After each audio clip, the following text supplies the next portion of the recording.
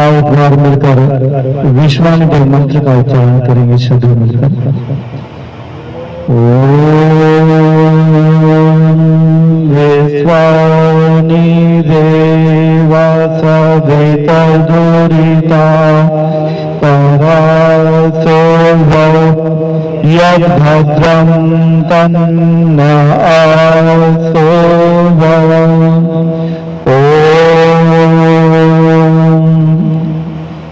सकल जगत के उत्पत्ति करता समग्र ऐश्वर्य युक्त शुद्ध स्वरूप सब सुखों के दाता परमेश्वर, आप कृपा करके हमारे संपूर्ण दुर्गुण दुर्व्यसन व दुखों को दूर कर दीजिए और जो कल्याणकारक गुण परम स्वभाव पदार्थ हैं वह सभी को प्राप्त कराइए। आदरणीय आज की सभा के अध्यक्ष आर्य मांगीराम जी इस सभा का संचालन कर रहे आर्य धर्मेंद्र जी, उपस्थित सभी भाद्रपुरुषों, मानव युवा साथियों एवं मेरी मातृशक्ति और बालक थे प्यारे बालक। सर्वप्रथम मैं उन पुण्य आत्माओं को नमन करना चाहूंगा जिन आत्माओं के ने अपनी जान की बाजी लगाकर इस देश को आजाद कराया। उन पुण्य आत्माओं को मैं कोटि कोटि नमन करता हूं जिन पुण्य आत्माओं ने इस देश को आजाद कराया। यह देश गुलामी के उस जंजीरों से जकड़ा हुआ था जहां पर मानवता कर रही थी। स्त्रियों का सम्मान नहीं था, हम पर बहुत ही कष्ट उठाए जाते थे, हमको प्रताड़ित किया जाता था, ताड़नाएं दी जाती थी अंग्रेजों के माध्यम से।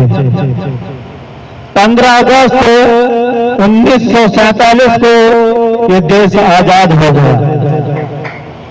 आजाद होकर हम इस आजादी में जीने लगे। उस आजादी में जीते हुए ऐसे मदहोश हो गए कि हम अपनी मर्यादाओं को ही भूल गए।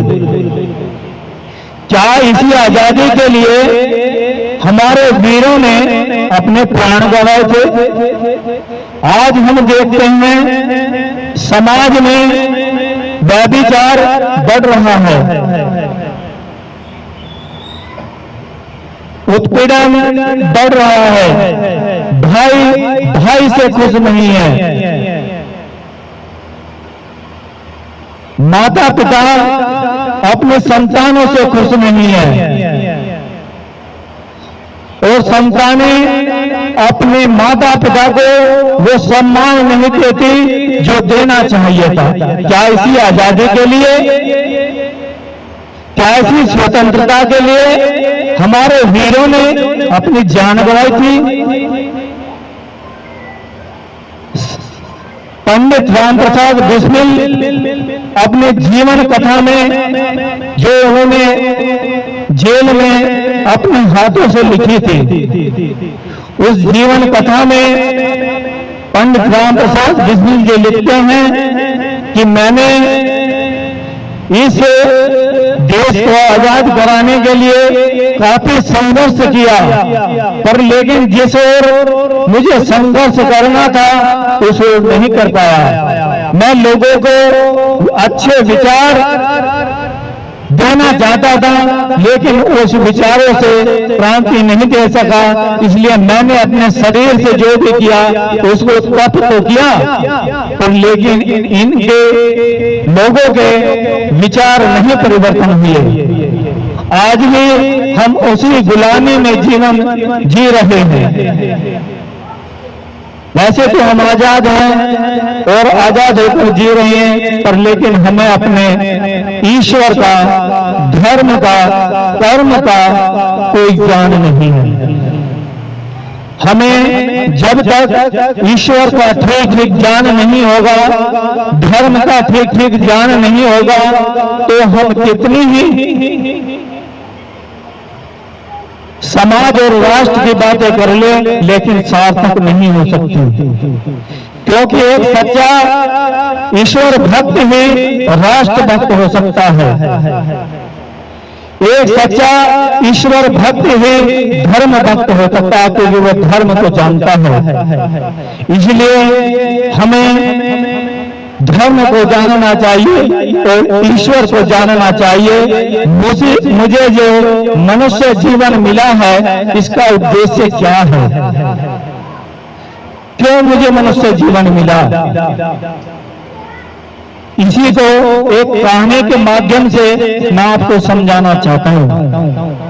एक युवक, जिज्ञासु युवक घर से निकलता है कि मैं इसको जानूंगा, आखिर मुझे जीवन जो मिला है वो किस लिए है, क्या मेरा उद्देश्य है। इसको जानने के लिए एक संत के पास जाता है।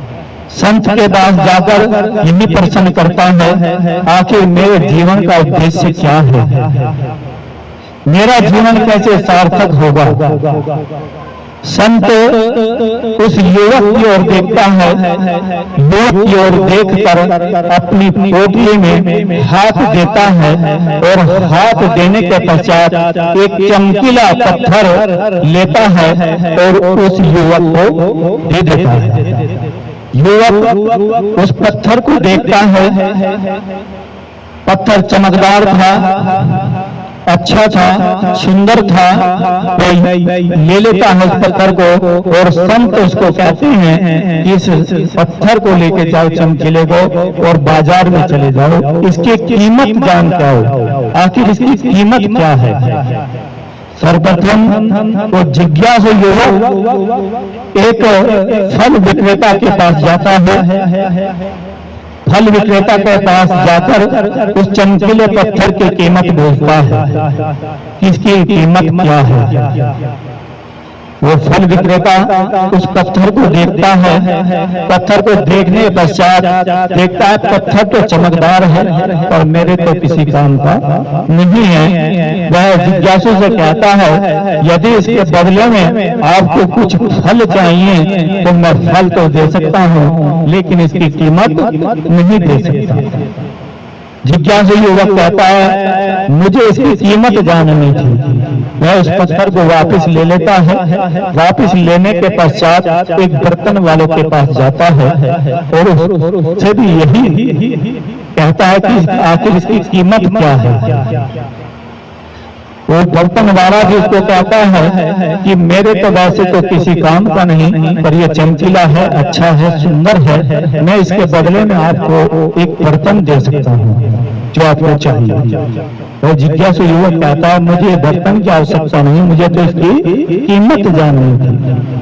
फिर एक वो सुनार के पास जाता है। सुनार के पास जाने के पश्चात वही कीमत जानने का प्रयास करता है। सुनार भी उसको सही आंक नहीं पाता। उसके पश्चात वह एक जोड़ी के पास जाता है। जोड़ी के पास जाने पर वो जोड़ी उस चमकीले पत्थर को देखता है और एक चौकी पर रखता है, उसकी परिक्रमा करता है और परिक्रमा करने के पश्चात वह कहता है, यह तो डायमंड है, यह तो हीरा है, इसकी कीमत जो भी तुम्हारे गुरुजी बताएंगे वो कीमत मैं इसकी दे दूंगा। जिज्ञासु युवक ईमानदार था, समझदार था, उस पत्थर को लेता है और वापस उस संत के पास आ जाता है। संत के पास आकर उसकी कीमत बताता है। सबके पास गया, सबने इसकी कीमत अलग अलग रखी, लेकिन एक जोड़े ने इसकी कीमत को ठीक पहचाना और उसने कहा, जो भी आपके गुरुजी मांगेंगे उसे मैं वो ही कीमत दे दूंगा। तो इसलिए परम पिता परमात्मा का दिया हुआ ये मनुष्य शरीर मेरा जीवन है। इस जीवन को अच्छे कार्यों में लगाओ। यदि अच्छे कार्यों में लगाओगे तो आपका जीवन सार्थक हो जाएगा।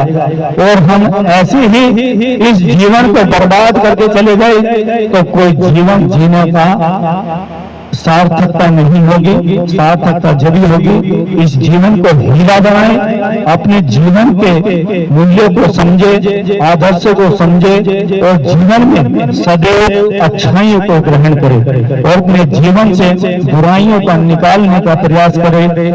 तभी हमारा जीवन भी अच्छा होगा और जिस परिवार में रहते हैं उस परिवार को भी हम ठीक कर ले जाएंगे और उस समय आपकी तो हम ठीक रास्ते पर चल जाएंगे। यदि हमने अपनी पहचान नहीं कर पाई, हमें इन्हीं प्रकृति में लगे रहे, इसी सृष्टि में लगे रहे और सही मार्ग नहीं चुना तो हमारा जीवन भी निरर्थक हो जाएगा। इस जीवन की सार्थकता को समझे, जीवन में अच्छे काम करे, सच्चे परमात्मा को जाने, परमात्मा का ध्यान करे और सच्चे धर्म को जाने।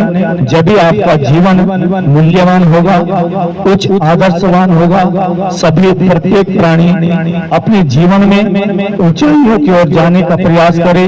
अपने जीवन में जो बुराई आई हैं उन बुराइयों को त्यागे, नशे आदि से बचे, क्योंकि नशे आदि में आज हमारा युवा बर्बाद हो रहा है। ये जीवन आपके हाथ में है। आप इस जीवन को अच्छा भी बना सकते हैं, आप इस जीवन को निकृष्ट भी बना सकते हैं। यदि अच्छे काम किए तो आपका जीवन सार्थक हो जाएगा। यदि आपने जीवन में बुरे काम करे तो आपका जीवन निकृष्टता की ओर चल जाएगा, पतन की ओर चले जाएगा। आप क्या राष्ट्र की रक्षा कर पाओगे? क्या देश की रक्षा कर पाओगे? जब आप अपनी रक्षा नहीं कर रहे, क्या देश की रक्षा कर पाओगे? राष्ट्र की रक्षा कर पाओगे? नहीं कर पाओगे। तभी कर सकते हो जब आप अपने जीवन के सार को समझ लेंगे, सच्चे ईश्वर को समझ लेंगे, सच्चे धर्म को समझ लेंगे। जब ये आप इस देश के लिए प्रत्येक समस्या के लिए खड़े रहोगे। यदि आपको समस्या का पता ही नहीं और ऐसे ही अपने दुर्व्यसनों में गिरे पड़े हैं तो कोई लाभ नहीं है। अपने जीवन को अच्छा और सार्थक पवित्र बनाएं ताकि आपका जीवन भी अच्छा और श्रेष्ठ पवित्र बन सके। तभी एक समाज और राष्ट्र का निर्माण होता है। प्रत्येक व्यक्ति अपनी जिम्मेदारी को समझते हुए अपनी जिम्मेदारियों का निर्वहन करे। आप सभी ने मेरी बातों को ध्यानपूर्वक सुना। इन विचारों को सुनकर चिंतन करे, श्रवण करे। यदि अच्छी लगी हो तो जीवन में उतारने का प्रयास करे, तभी आपका भी कल्याण होगा। मेरे इन कहने के शब्दों को भी सार्थकता जब भी सिद्ध होगी जब आप इनको व्यवहार में लाओगे, अमल में लाओगे। आप सभी को सादर नमस्ते जी।